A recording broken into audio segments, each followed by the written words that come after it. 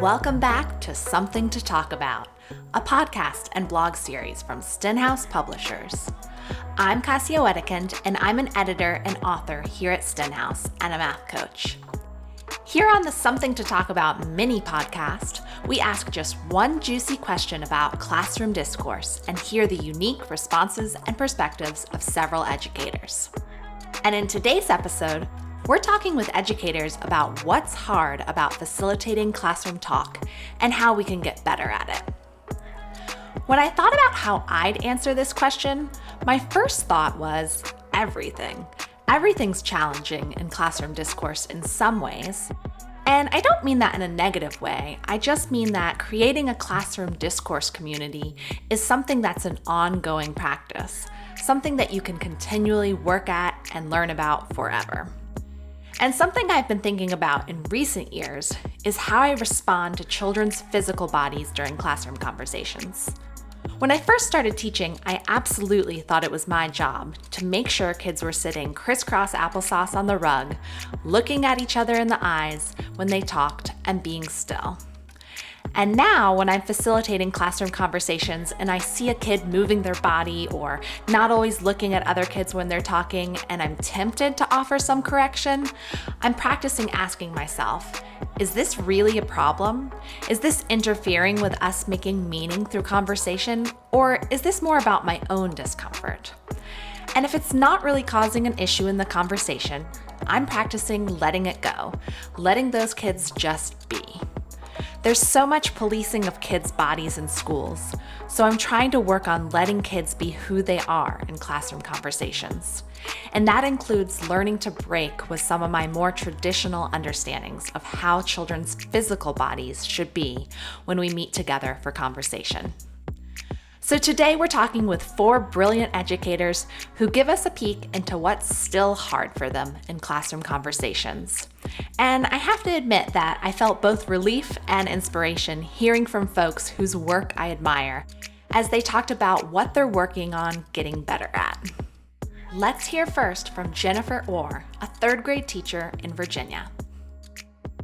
Okay, there's a lot of things that are hard still. And I kind of love that for all that it's frustrating too. Like, why is this all still hard? It means that there's still a lot of learning to do. And I'm always, that's one of the things that's kept me in the classroom for more than 20 years is that there's always more to be learning. But when it comes to talk, the thing that I feel like I really need to do better is to balance partner talk, small group talk, whole class talk. I have a tendency, I think, to kind of get in a rut. And for a while, we'll do lots of partner talk. And then I'll get really focused on some whole class conversations, and I'll be really thinking about that and coming up with some really great thought-provoking questions or ideas for us to talk about. And we'll do some great whole group conversations for a few weeks, and then we won't do them again for a while. And so trying to really balance small group, partner, whole class, and making sure that we're doing all of those kind of regularly. Partner talk happens a lot, but the others are harder, and it's hard there's a lot of learning that happens in each of those settings, both around talking and listening and around content in ways that I think is really important. And so I have to figure out how to make sure. And I don't know if I literally need to just set up a checklist for myself and each week look at what kinds of talk did we do this week? Or what kinds of talk do I plan for us this week? Am I missing something?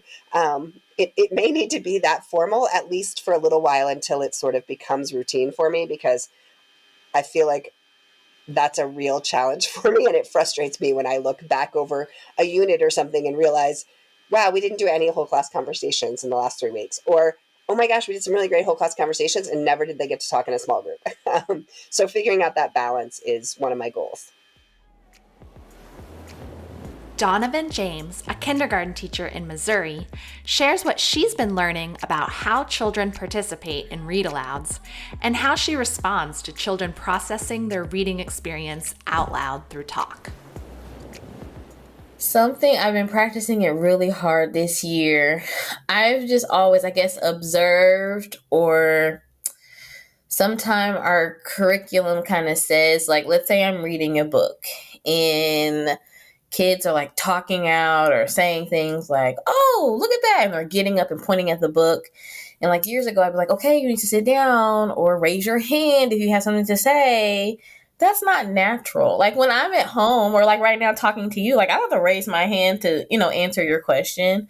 So like this year, I've really worked hard on just allowing them to talk without having to raise their hand, because we want them to be these natural not leaders, but these natural readers who are able to question and talk about what they see in the illustrations and why the author wrote that, or why does that character look like that. And so when I'm forcing them to wait, raise your hand if you have something to say, then they lose it, or it's just not as authentic. So I was just kind of trying to get out of that. Like, I'm not going to force you to raise your hand if you're going to say something about the book. And so it's just been really interesting. Like, we read a book today about Gustavo, the shy ghost. And it was just, they were like, oh, look at his mom. And then sometimes they're talking amongst themselves. They're not talking to me all the time. I think teachers forget that. Like, they're not always talking to you. Like, some of their conversations not for you. It's either for themselves or for people around them. And so just allowing them to talk about the books, and then they'll ask a question. Sometimes it's directed at me, but sometimes it's not. And so that allows other kids to answer or agree or disagree or wonder, and just allowing them to come up and they'll touch the book like, oh, like right here. And I'm like, oh, okay. But like years ago, I'd have been like, sit down, raise your hand, don't get up. Yeah. So that's been something I've really worked on. That's such a great example of like the experience of like reading to young children. Like they want to participate and like join in on repeated lines or touch things or like make their like ahas out loud. And like you were saying, like it's not necessarily they're talking to you, they're just having the experience. And I totally hear you on like when in my early years of teaching, I would be like, I worried about losing control more. So I'd be like, don't touch anything, don't sit anywhere. But like, if you think about how we read to like people in our own kids in our own family or our own lives, like you're right there, like, and they're touching and processing. So we don't want to shut those things down at school. Yeah, just like raising your hand, like, oh, girl, I forgot, or I don't want to do it now. So it's just been really, I feel like the conversations about books has been more authentic, because in curriculum, it's like, you want them to question, like have them, like, no, they do it anyway. So I just let them do it. So that's been really interesting to kind of hear their thinking about their books. And I just like, oh, good job, reader. That's a really good question, a really good observation. So it's been really cool. Lauren Carr, a first grade teacher in Los Angeles, shares her thoughts on the challenges of balancing voices in conversations.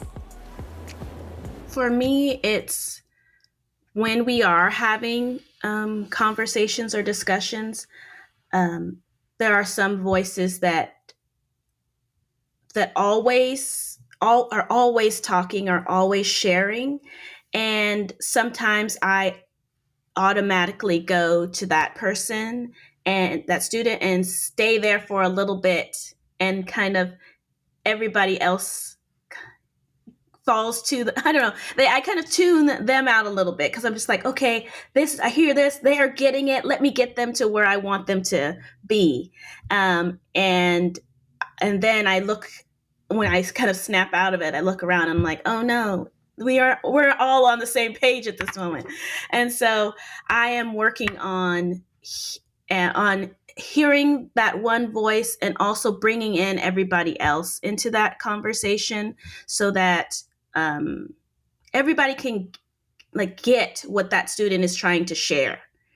And most of the time when I'm with that one student trying to get them, it's a big idea that I'm so excited about that I want everybody to hear. So I'm like, we're going to talk this through. And I think everyone else kind of loses. Yeah. But that's a hard thing to work on. I hear you. Yeah. And so I've been working on it by just reflecting. I feel like I journal every day after school, and who did I hear from today? Who did I not hear from today? How can I encourage the one I didn't hear, or how can I partner someone that was talking a lot with someone that might not, so that they can get what that person was trying to say. So I do a lot of like reflecting that usually helps for my planning and my day-to-day. Yeah. And finally, Santasha Dhoot, a first grade teacher in the Seattle area, shares some aspects of classroom conversation and community she's working on, and reminds us that all of our classroom work is an ongoing learning process. I think learning more ways for students to participate in talk and listening that are not just oral language, I think is something I'm still experimenting with, seeing what works, what doesn't work.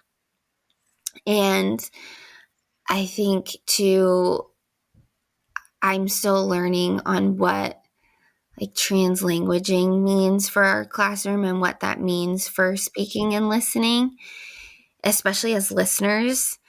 Yeah, I think it's so interesting when I have two students who do not speak the same language or speaking to each other, and what does that mean for their listening, and what are they comprehending from their conversations. I think I'm still working on what that means for our teaching and how I can bring that in more and make it accessible for everyone. I think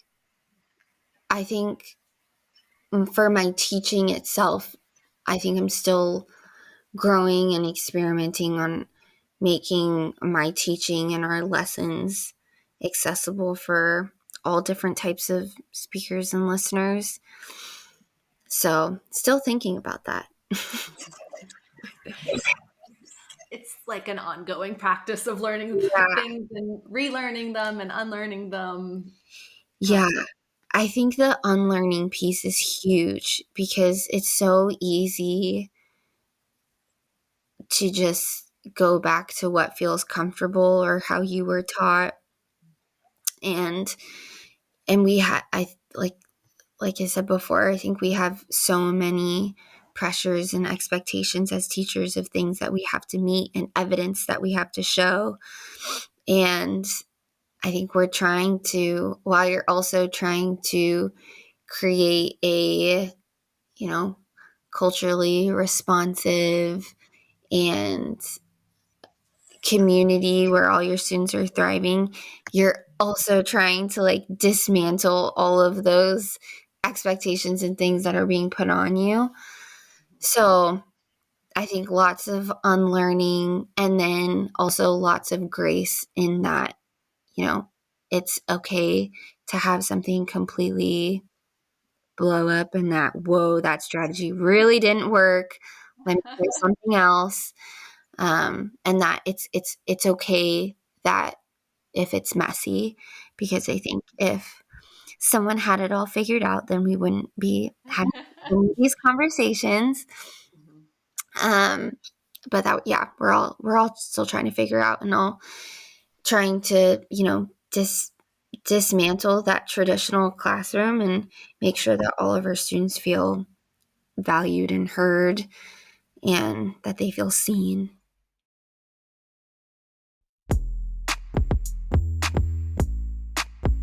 So we're wondering, what are you working on getting better at as you facilitate classroom conversations? We'd love to hear from you on our Stenhouse blog, Twitter, Instagram, or Facebook. And we'll see you back here in a couple of weeks for another mini podcast episode of Something to Talk About.